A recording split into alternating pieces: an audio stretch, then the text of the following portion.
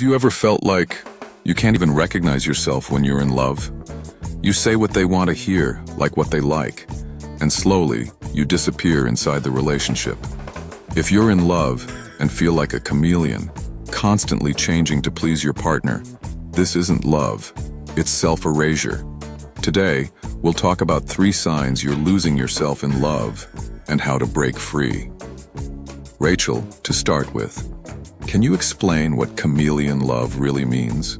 Chameleon love means you change yourself to mirror your partner, from your hobbies and opinions to your daily habits.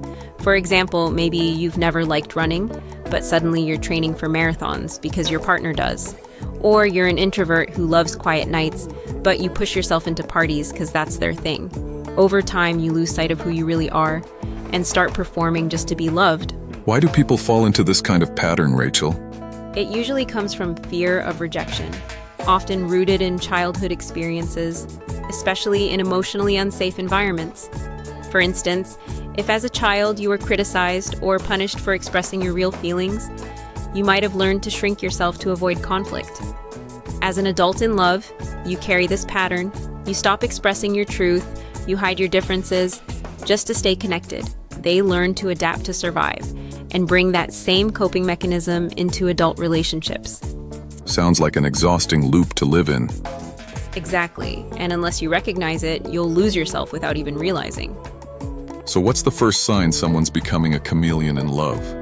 You start changing your preferences, your opinions, even your style, just to match your partner.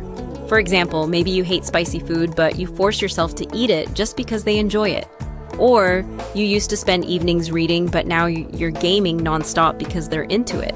Some even drop their passions, like dancing or painting, just because their partner thinks it's pointless. So relatable. Like suddenly loving football just because your boyfriend's a Manchester United fan. Exactly, but over time, that leaves you empty because you're not living your own life. What about the second sign? You can't say no. You agree to things even when you're drained, just to avoid disappointing your partner. For example, you go out late at night despite being exhausted, just to keep them happy. Or you move in together even when you're not emotionally ready. You forget that your own feelings matter too. Sounds like sacrifice, but really, it's self-abandonment. As Epictetus the Stoic said, don't hand over your emotional control to someone else. And the last sign? You're always trying to please.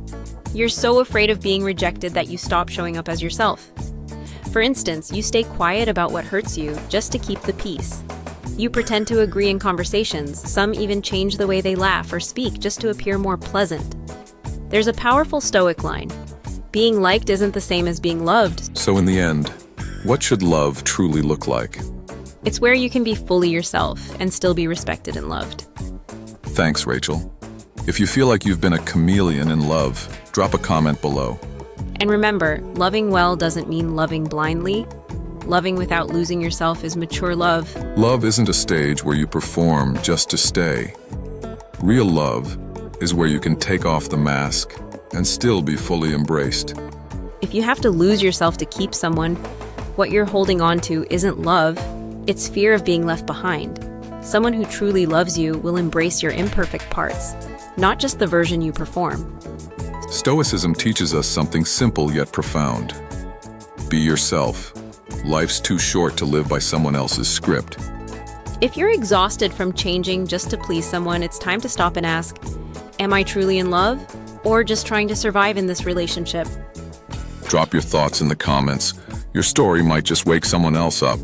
If this podcast touched something inside you, share it with someone you love. Maybe they need it too. If you'd love to keep exploring deep stories about psychology, love, and life wisdom, follow and share this podcast. Because real love starts with knowing yourself. See you in the next episodes, where we don't just talk about love, but learn how to love wisely.